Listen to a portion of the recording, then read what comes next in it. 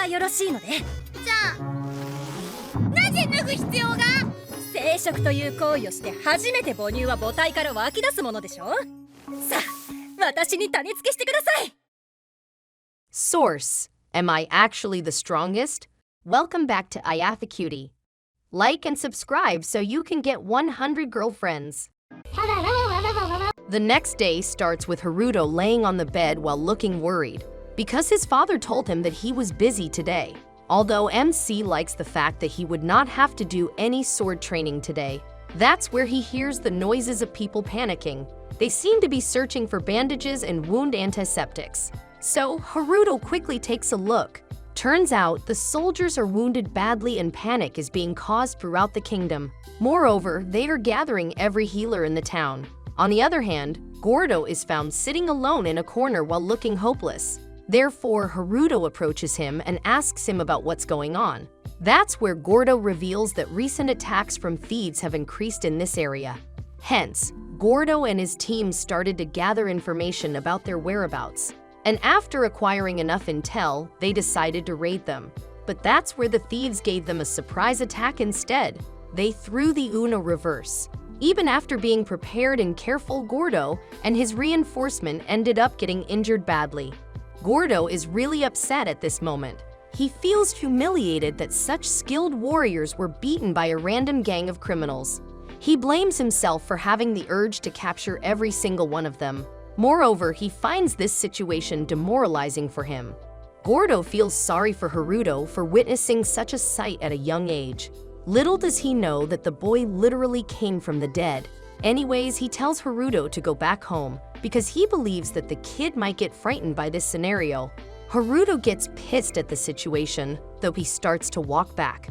Moreover, Flay starts to wonder what Gold was doing when the soldiers were getting massacred by a bunch of thieves. Surprisingly, Haruto tells Flay to shut the f up while giving an outrageous dark aura. Flay doesn't say a single word after and starts to follow Haruto. However, Haruto starts to heal everyone as he walks by.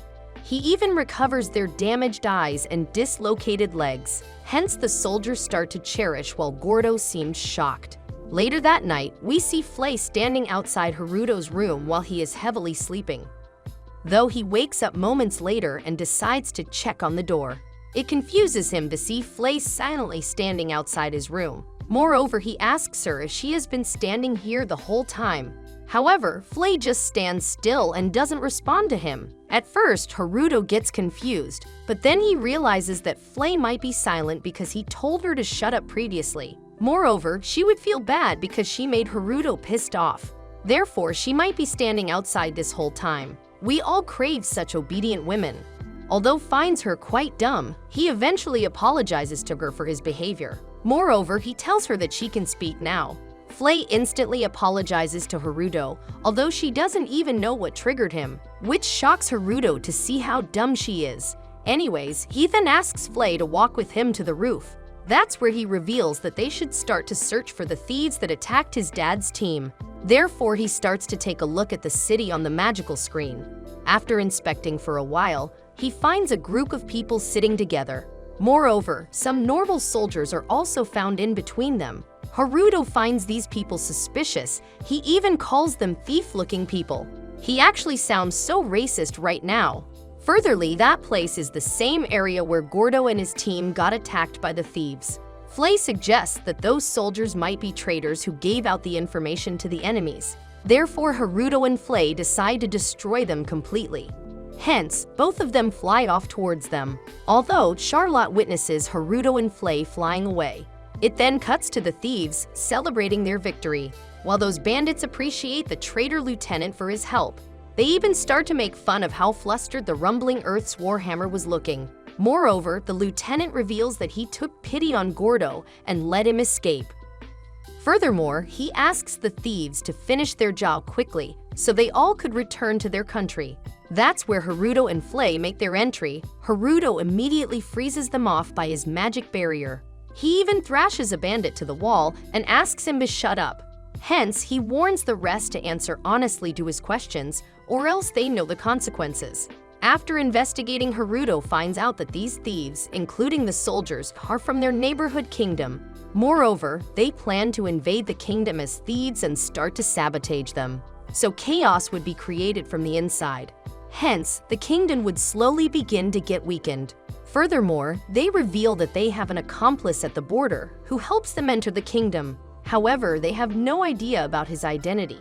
It surprises Haruto because an ordinary person wouldn't have such authority. Therefore, he believes that the person who is letting these bandits in must have the authority of his dad's level. So he thinks that someone within the walls is after his dad's life.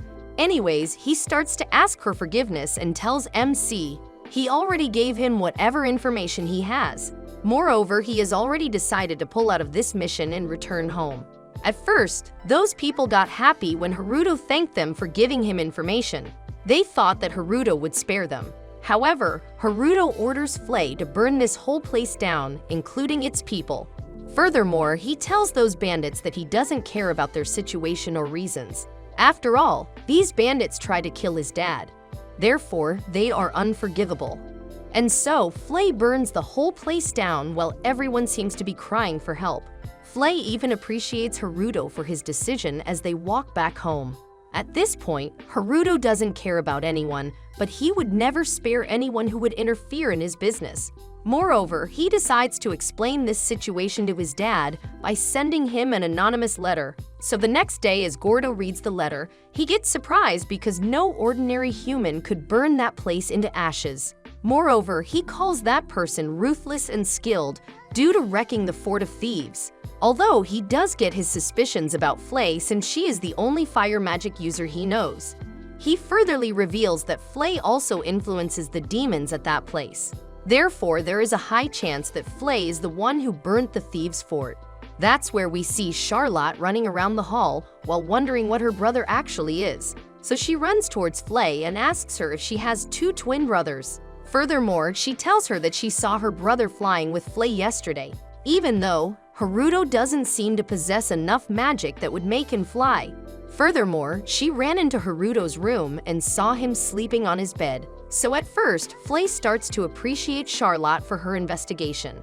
And then she tells her that she is now aware of Lord Heart's power.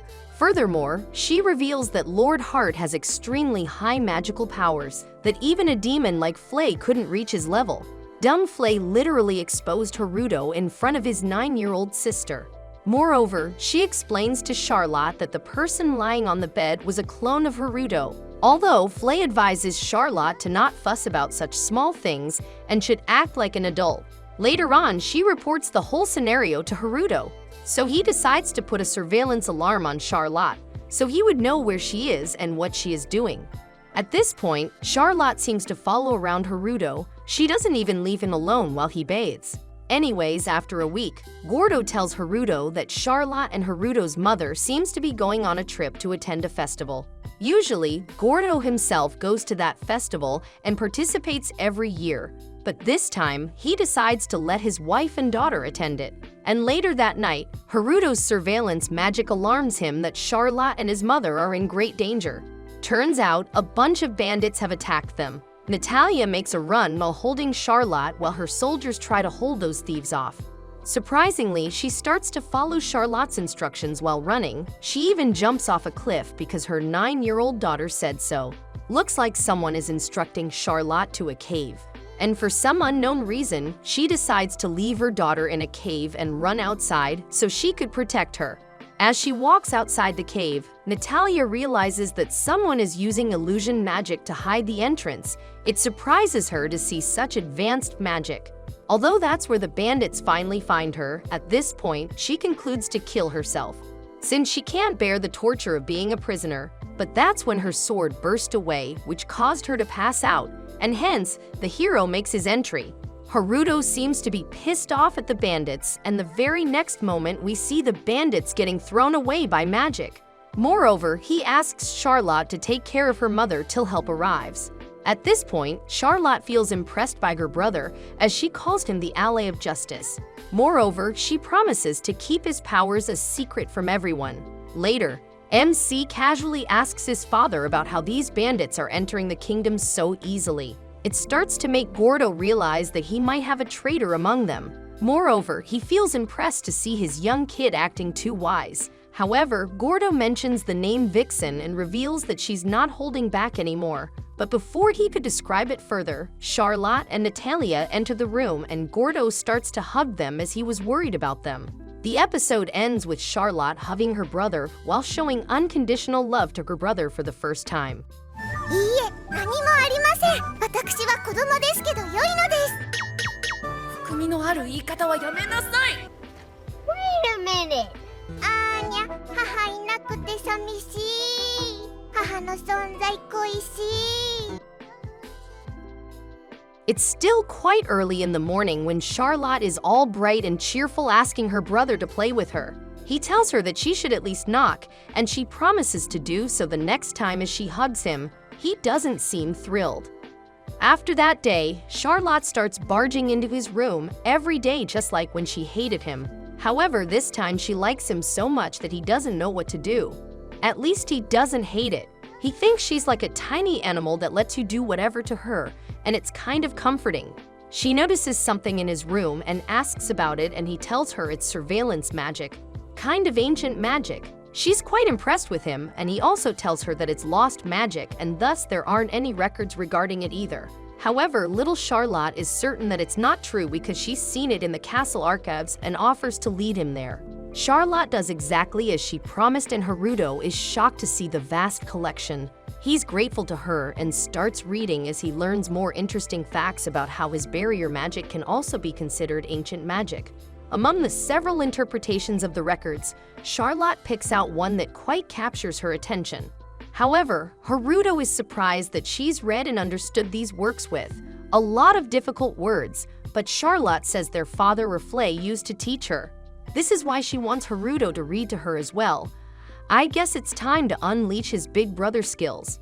Charlotte sits on his lap. He mentions the chair right next to him was free, but she insists this is how she's used to sitting with her father Raflay, so this is how she'll do it with him. That's one stubborn child. They start reading about gods who could travel between worlds. Haruto remembers seeing something like that in an anime, and it's been so long since he's watched any. That really is his only complaint with this world. Charlotte has no idea what he's talking about but is determined to know, so Haruto has no choice but to explain what anime is. Once his speech is over, he realizes he's been too passionate about it, and Charlotte understands that moving drawings is a strange type of magic that she'd also like to see. She's just happy because Haruto was so happy talking about it, and he thanks their mom for raising Charlotte to be such a good kid.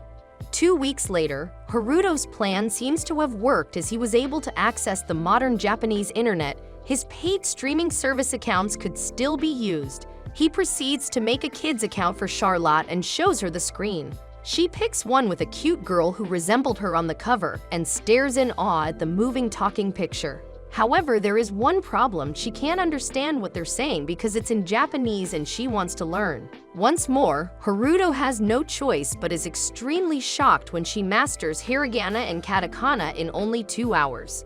Furthermore, she's at a lower grade school level already. What is it with the children of this world? Another 2 weeks later, Charlotte asks Haruto to show her the next episode of Tamazon. She's quite interested in it and has almost mastered Japanese. Is it possible she's a genius? In that case, he shouldn't be showing her only anime. She seems to be having so much fun though, but he has to be a strict elder brother and restricts her TV time to only 3 hours. At dinner, Charlotte seems to be nodding off quite often, and their father has observed that she seems to be spending a lot of time in Haruto's room lately. Charlotte is quick to respond that they are researching ancient magic and their parents are delighted. She follows him around hoping he'll let her watch anime, but he refuses and tells her to take a bath and go to sleep. Their mother told Charlotte to take a bath with Haruto. Even though they're both children, he feels like a criminal. Suddenly, he notices Charlotte staring at him and realizes she's staring at the symbol on his chest. She seems to believe it's an emblem of the Allies of Justice, but he tells her to keep it a secret. They say goodnight and MC goes to sleep in his bed. However, just a few seconds later, he finds Charlotte cuddled up right next to him. He notices his mother looking in through a slight opening in the door, and she's proud that her children get along so well.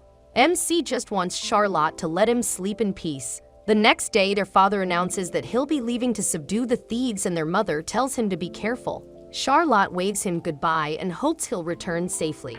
Back in Haruto's room, she seems too sad and he tells her not to worry. She's still little, so she wonders why someone would choose to be a thief and remembers how their father mentioned that power struggles have started to pop up all over the country. Why can't everyone just live happily ever after? MC tells her that it's not an easy thing to achieve, so she asks why can't he just go and fight the thieves. In her expert opinion, that's what his powers should be used for.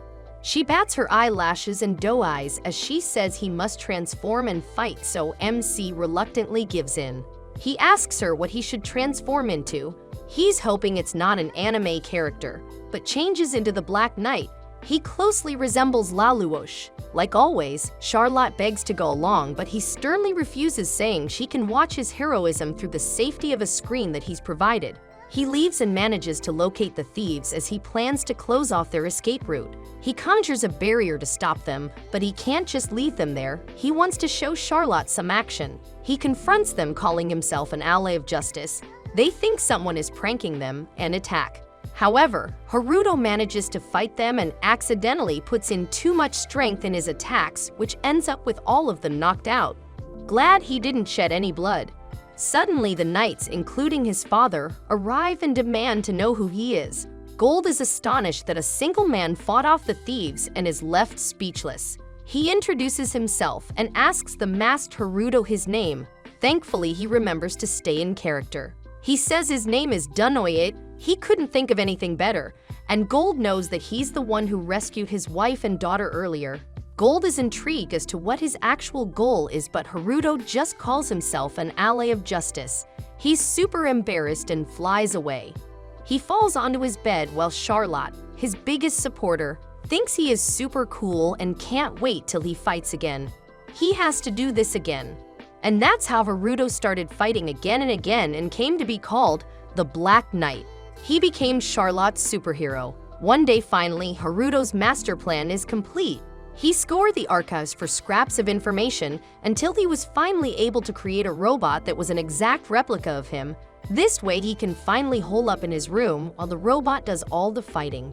Charlotte emerges from under the covers and is confused as to which brother is hers.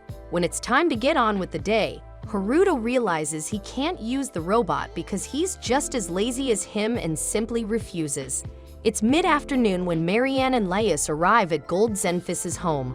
Laius is already being rude even when he was the one who insisted to visit. Gold bows down and gives the royal prince and princess a warm welcome, saying he's honored to host them. Haruto realizes they're his real siblings.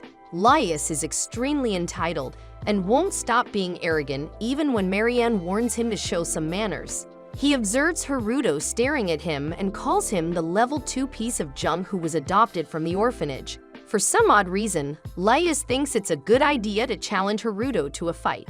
To teach him a lesson, of course. He doesn't know he'll end up being schooled after this fight. He's so overconfident, he even promises to hold back a little. Both the boys get in position and wield wooden swords as the duel starts. Haruto thinks Laius is a little too boastful and initiates his magic level evaluation.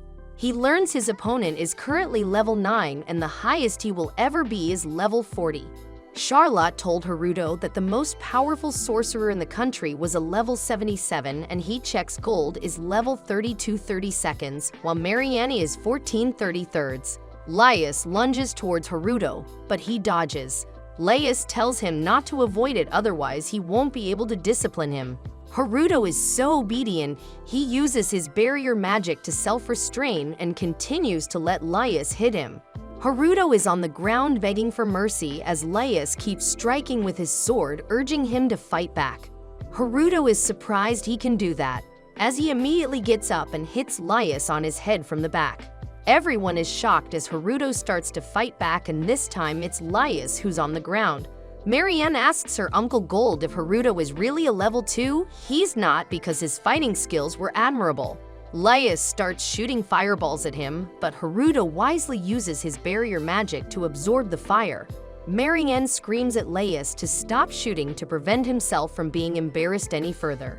Haruto releases all the fireballs he's gathered in a giant firebomb towards the sky in an epic showdown. Finally, he can get some rest since he's done fighting the stupid prince. He's on his way inside when Marianne stops him and apologizes for her brother's rudeness. Of course, he's a gentleman and says she shouldn't be apologizing for his actions.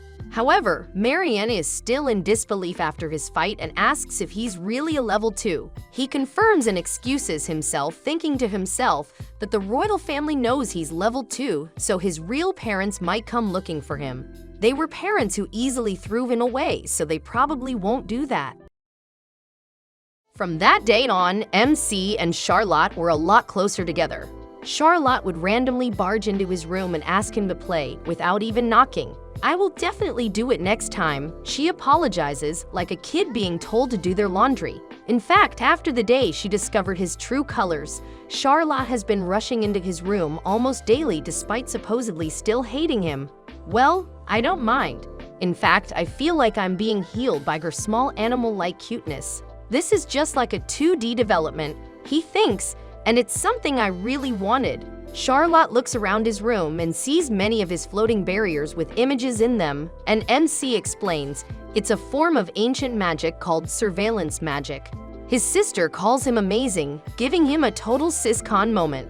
MC realizes he shouldn't have told his father about his dealings with ancient magic, since the sources of it are long gone and all of this would end up being a problem. However, Charlotte eagerly reassures him this won't be a problem, since she's seen books on the topic in the castle's archives before. She drags him with her and guides him there, showing him a large library with towering shelves full of books. MC never knew such a place existed and is positively surprised when Charlotte brings him a stack of books, each one on the possibility of reviving ancient magic. Skimming through a few, he goes through the tailored background lore of how the characters dealt with their own share of problems and created the ancient magic as a solution. In a nutshell, ancient magic is any magic without a specific elemental attribute. Charlotte suggests another book for him and asks MC to read it for her, since she's really interested but doesn't really know how to read all those fancy words. Soon enough, she's sitting snugly on his lap as MC reads about the history of magic. Something catches his attention though, and it's not the cute sister in his lap. Apparently, there used to be a god who can come and go to another world. That reminds me of something I saw in an anime I used to watch. Indeed, this gets him thinking about how he can watch anime again, and he does his best to explain animation and motion pictures to his sister. She seems completely lost at first, and MC starts to think he got too enthusiastic, which would cause Charlotte to draw away from him. But to his great surprise, she wants to see this anime for herself and confesses she's also happy when her brother enjoys what he's doing. Her words strike a chord in him, and MC quietly thanks her mother for raising her to be such a kind girl. The pair proceed to spend the next 2 weeks working things out, and after much trial and error, they finally manage to access modern Japan's network, including MC's personal account for the anime site. MC first enables parental controls and disables adult content, making sure he keeps his young sister away from the more suspicious things. In a matter of seconds, the otaku rays from the screen overwhelm his sister, turning her into a weeb too. The only problem now is Charlotte's inability to understand Japanese. MC thinks this will take her a long time, but the genius girl seems to figure it out almost immediately and masters hiragana and katakana in a mere 2 hours. When properly motivated, one can do almost anything. Her fascination with animation isn't temporary either. Next week, Charlotte is excited to keep watching the next episode of Tamazon. In this anime, a huge city called Saitama is overrun by zombies and is fought off by the heroes of justice. It sets my heart ablaze. She eagerly cries, drooling like she was experiencing the next umai dish. A mere week ago, Charlotte didn't even know what trains and cars were, but it looks like she's gotten all caught up in the week since. In fact, he has almost mastered Japanese too in this short period and has even started doing hero poses from anime. Now wait 1 second, young lady, MC says, stepping in to try and stop her addiction. You're only allowed to use the TV for 3 hours each day. His proclamation shocks his sister and renders her nearly despondent. Imagine thinking 3 hours of anime each day is an unreasonable cap. Ah, the good old days. Still, MC is proven correct in the end as Charlotte has started to drift off a lot throughout the day, and their parents are wondering what she has been doing with MC all this time. When they are alone later in the day, Charlotte tells him, if she can't watch anime, then there's nothing for her to do except sleep. Indeed, it's the most otaku quote she has said, and MC can't help but feel a little guilty. She has regressed to spending the entire day following him around, including even the shower, where she stares at the royal crest on his chest, and he has to pass a DC-30 deception check, telling her it's a secret proof of identity as a hero of justice. That night, it's also shown Charlotte's mother secretly wants her to get closer to him, and somehow his sister ends up innocently sleeping by his side. Don't worry, FBI. The next day, MC's father heads off to go and subjugate those bandits, leaving the two kids to wallow in their boredom. You don't have to worry that much though. MC reassures her. The bandits this time are all former commoners, so they should be fine.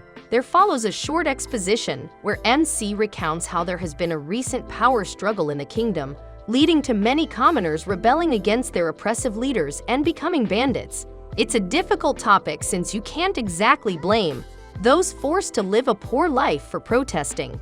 MC is then pressured by his sister into taking on a hero persona since he previously told her he was a secret hero.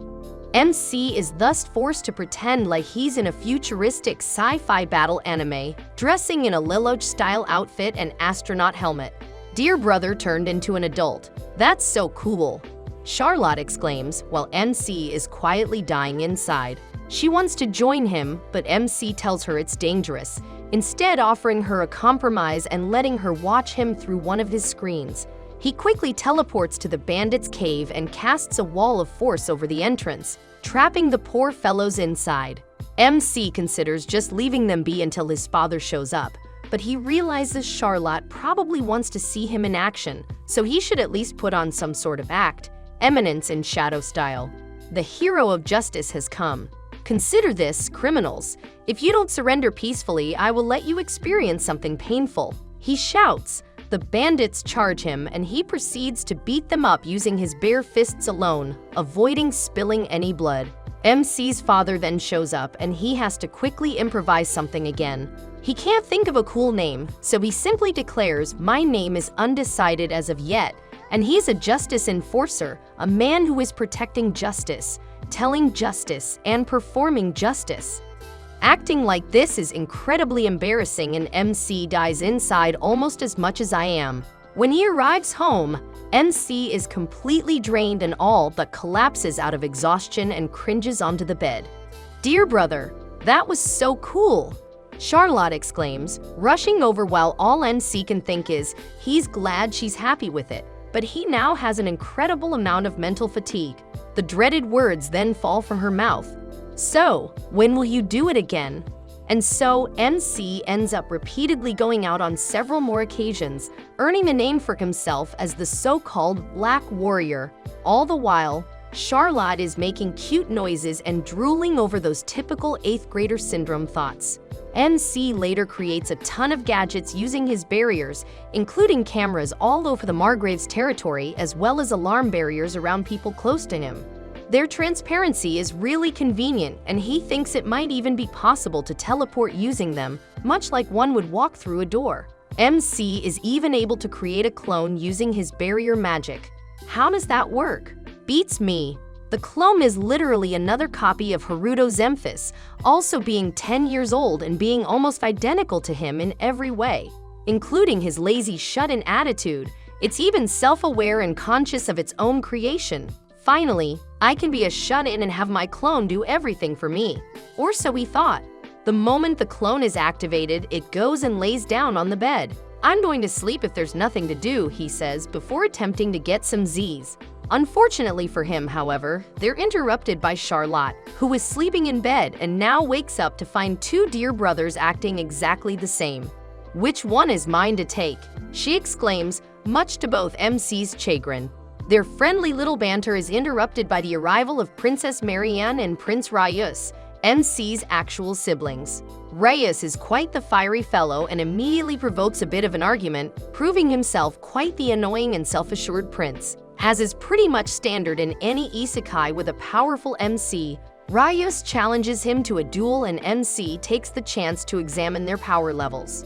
Reyes is level 9 out of a max of 40, while MC's father is 32 out of 32 and the princess is 14 out of 33.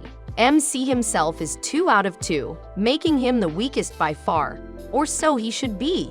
Unfortunately for the prince, MC happens to be the protagonist and has super hidden powers. Not trying to really get involved, MC, revealed to be the clone, only reinforces his body and pretends to get hurt. However, the real MC ends up regretting this and tells the clone to try and fight back, or he would end up embarrassing himself. The clone then unleashes the power of friendship. Wait, wrong anime, and beats up Reyes until the prince gives out the speech. That's impossible. He shouldn't be that strong. Neither the princess nor MC's father knows what's going on, and the Margrave advises her to just accept MC would always be full of surprises. Speaking of surprises, the angry Reyes pulls a Prince Zuko and starts chucking fireballs at MC, which he absorbs using his barriers and reforms into a massive sphere of flames. The thought of getting hit terrifies the prince, causing him to give up immediately. Everyone watches in awe as the supposedly weak MC walks away, likely eager to chill in his room and watch anime with Charlotte. Following his humiliating defeat, Reyes sulks for a bit before he is eventually convinced by one of his attendants to go to the dinner party. The party goes just about as well as you'd expect, especially for the MC clone, who was sent in his place to return with some food. "You have the nerve to make me attend the dinner party," the clone protests. "You understand how tough it was, right?" MC cheerfully takes a bite out of the steak and agrees, saying he wouldn't be able to stand it. The clone promptly collapses on the bed like a dead robot. "I'm so done with this. I'm always forced to do the things I don't want to. What do you think I am? A shallow guy?" Charlotte looks at him pitifully before telling her brothers the prince invited her to join tomorrow's inspection, which causes the real MC to decide to join as well. After all, he wants to be there personally to protect his sister, and the clone has had enough. MC inspects his cameras in the forest and discovers a ring of what appear to be mages, obviously doing something ominous at this time of night. After all, when has a circle of men in black robes chanting around a magic ring ever led to something good? MC takes up his disguise and pretends to pass by, just a normal Lelouch-looking fellow in the dead of night. When he hints he's working for the Margrave, the sorcerers try to attack him and summon a horde of skeleton soldiers. They look cool in the game, but real ones in person are always a bit intimidating, and MC has a bit of trouble fighting them off conventionally. Instead, he puts a barrier around himself and examines the skeletons, noticing a red crystal in each of their chests. He shatters those crystals, and the skeletons break free of their master's control, attacking them instead. Their leader then summons a giant golem to attack him. He blocks the strike using his barrier, but physics is still a thing. Surprise, I know, and the attack knocks him into a tree. MC again notices a red crystal in the golem's chest, so he shatters it and the beast turns on its summoners like the skeletons before. Left defenseless without their minions, the sorcerers are promptly captured and MC starts to interrogate them. One by one, he has the skeletons dig graves and chuck the sorcerers into them. With them being buried alive, their captain eventually breaks and tells MC they are working for the queen. They were given the order to assault tomorrow's inspection using those summoned beings, which is why they were there in the first place. The man tells him they're aiming to assassinate Charlotte since the girl was seen as a possible successor to the throne and a competitor to the current prince and princess. The Empire troops that attacked, as well as those assassins sent after Charlotte and her mother, were all part of the Queen's plans, and it's evident the lady would do anything to ensure her power. MC decides to pay her a visit. Oh boy, things are getting heated. Throughout these manga chapters, we also see MC being cared for by Freya and Natalia, the two women showering him with love and embarrassing him greatly in the process.